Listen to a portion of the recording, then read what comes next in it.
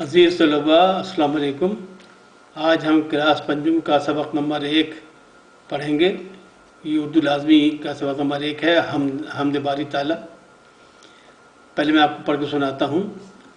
جو چیز خدا نے ہے بنائی، اس میں ظاہر ہے خوش نمائی، اس کی قدرت سے پھول مہکے، پھولوں پر پرند آ کے چہکے، تاروں بھری رات کیا بنائی، دن کو بخشی عجب صفائی، کیا دودھ سی چاندنی ہے چھٹکی،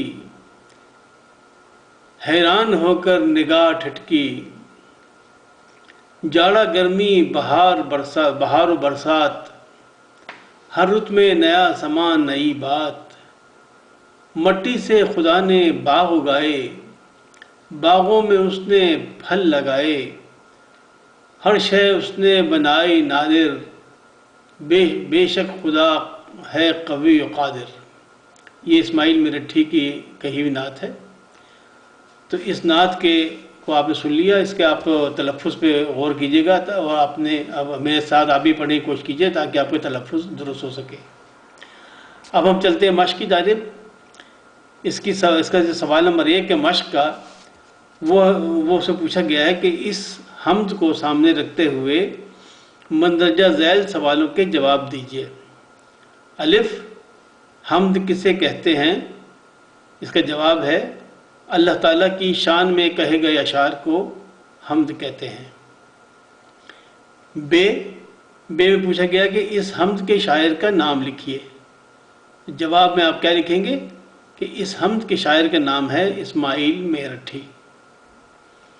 اس کے بعد سوال نمبر 1 کا جز ڈ ہے کہ رات کو آسمان پر کیا چمکتے ہیں؟ اس کا جواب ہے رات کو آسمان پر تارے چمکتے ہیں۔ اس کا جز د ہے کہ حمد میں شاعر نے کتنے موسموں کا ذکر کیا ہے، ان کے نام لکھیے۔ تو جواب یہ ہے کہ شاعر نے جن موسموں کا ذکر کیا ہے وہ یہ ہیں: جاڑا، گرمی، بہار اور برسات۔ اب سوال نمبر 2 پہ آ جائیے۔ سوال نمبر 2 میں پوچھا گیا کہ حمد کے مطابق لفظ لگا کر مصرع مکمل کیجیے۔ نمبر 1 ہے اس کی قدرت سے ڈیش مہکے۔ تو اس میں کیا لکھنا ہے آپ نے؟ اس میں لفظ آئے گا پھول۔ جواب ہوگا اس کی قدرت سے پھول مہکے۔ سوال نمبر 2، تاروں بھری ڈیش کیا بنائی؟ تو اس ڈیش میں کیا آئے گا؟ جواب میں آئے گا تاروں بھری رات کیا بنائی۔ تو یہاں آپ لکھیں گے رات۔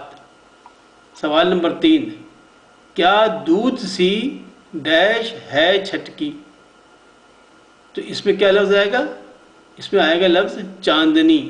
تو جواب ایسے بن جائے گا کیا دودھ سی چاندنی ہے چھٹکی۔ اگلا سوال ہے ہر رت میں نیا سامان نئی ڈیش، جگہ خالی چھوڑ دی ہے۔ اس میں کیا آئے گا؟ اس میں لفظ آئے گا بات۔ جواب ایسے بن جائے گا ہر رت میں نیا سامان نئی بات۔ اگلا ہے باغوں میں اس نے پھل ڈیش۔ اب اس ڈیش میں کیا لگے گا؟ اس میں لگے گا لگائے۔ تو جواب ایسے بنے گا باغوں میں اس نے پھل لگائے۔ سوال نمبر 3، اس میں کہا ہے کہ مناسب الفاظ سے خالی جگہ پر کیجیے۔ اب وہ فقرے کیا ہیں؟ خدا کی بنائی ہوئی ہر چیز میں ڈیش ظاہر ہے۔ کیا ظاہر ہے؟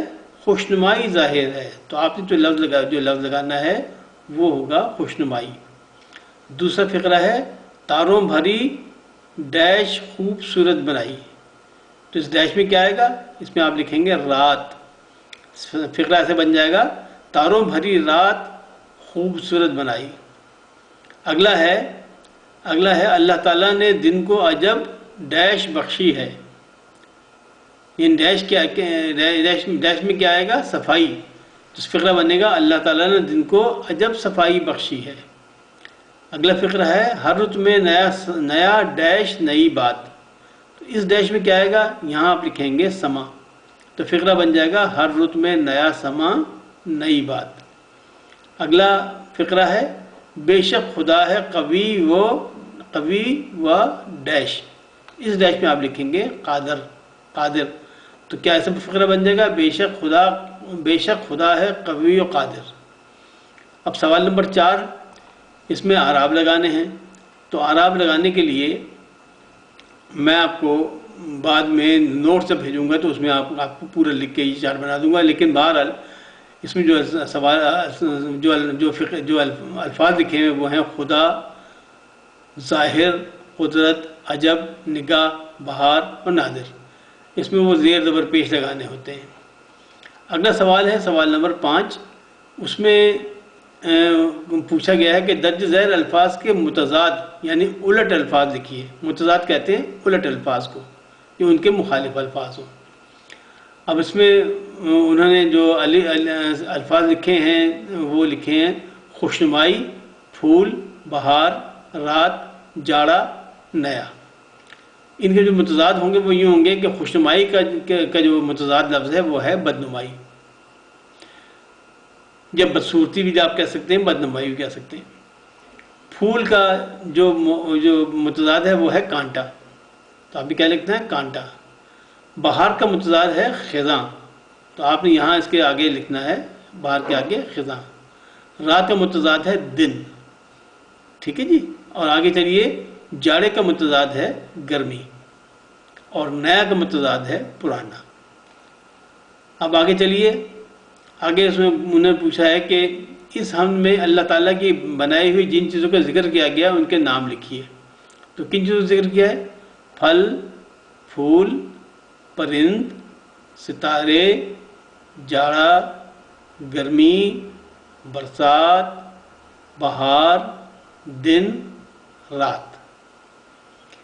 اگلا جو وہ پوچھا ہے اس میں وہ پوچھا ہے کہ اللہ تعالیٰ کے 5 صفاتی نام اور ان کا مطلب لکھیے. تو جو صفاتی نام اللہ تعالیٰ کے ہیں وہ ہیں نمبر 1 الرحمن، اس کا مطلب ہے بڑی رحمت والا. الرحمن بڑی رحمت والا. دوسرا ہے الرحیم، نہایت مہربان. الرحیم نہایت مہربان. اگلا ہے الملک، حقیقی بادشاہ. الملک حقیقی بادشاہ.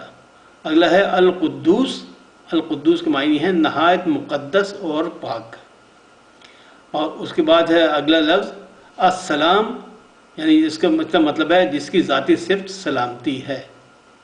تو جناب آج یہ سبق ختم ہوتا ہے. آپ لوگ اس چینل کو سبسکرائب کر لیں اور بیل آئیکن کو دبا کر آل کو سلیکٹ کر لیں.